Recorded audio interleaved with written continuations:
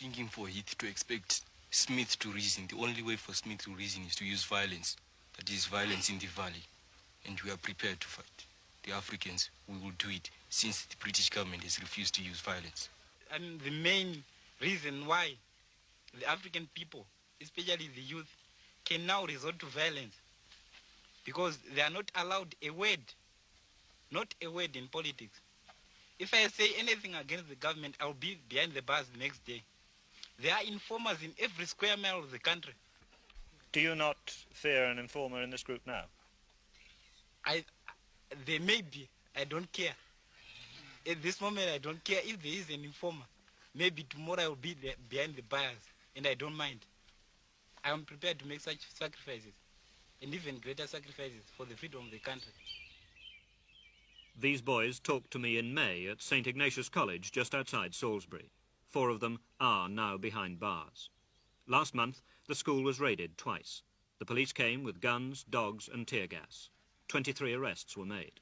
The police were stoned, a Land Rover was turned over. Today, 18 days after their arrest, no charges have been made against the 4 boys still in custody. Now we're going to divide a minus 3 into 2a to the power 4 minus 5a cubed minus 10a plus 3. Would you do it for me, please, Wanda?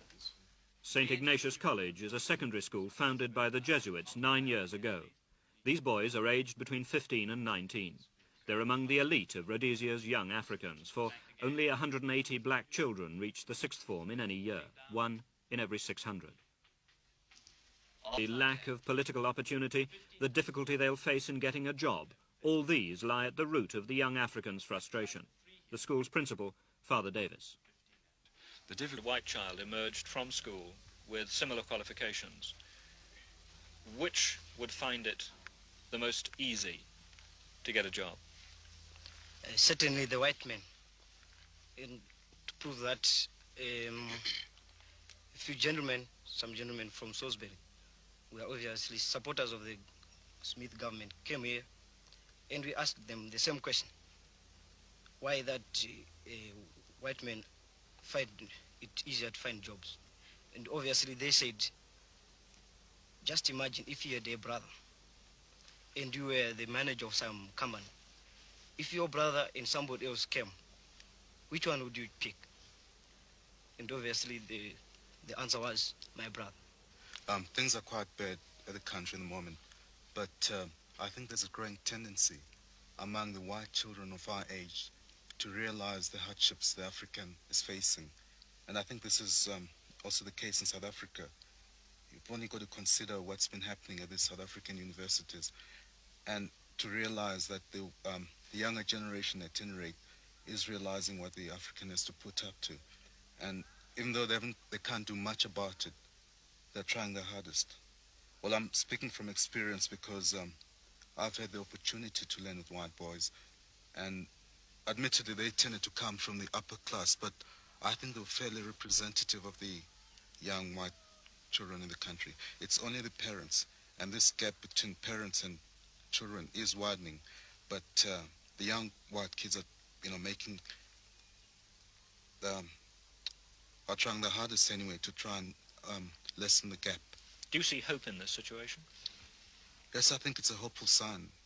I mean, in terms of years, I don't think we can say that conditions will change in 5 years, but I think gradually the voice of the present generation anyway will not be neglected. Is there ever going to be black majority rule in this country?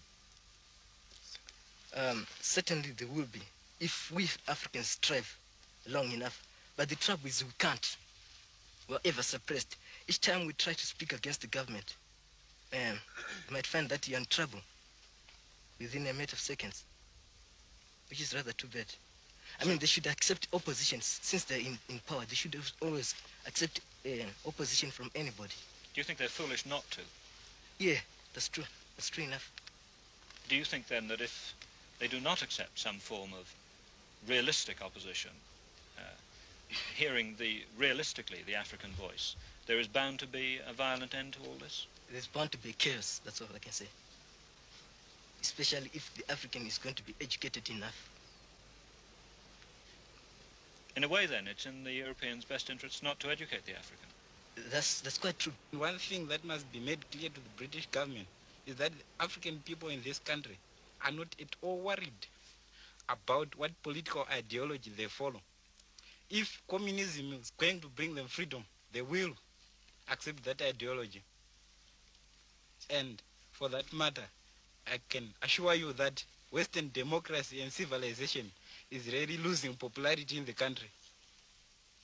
This, of course, might be turned So by... if the British government and the British people still want some friendship with the African people in this country, they must see that they satisfy him by helping to give him freedom.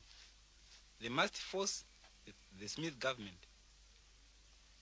This, of course, might be said by Mr. Smith to be complete justification for keeping the African nationalists behind bars. What cause? What you've just said. And it is only the only way possible now for us to gain freedom, because all the other ways have failed. Talks have failed. You can't reason with the Smith government. Is that They just don't accept to reason. They don't. So why are we going to waste our time talking with them? If they want to talk with us, they have people in the parliament, the chiefs whom they choose. Those people are uneducated, most of them. What do they talk with them? Their speeches are made for them, and they speak what Smith wants. What does that help us?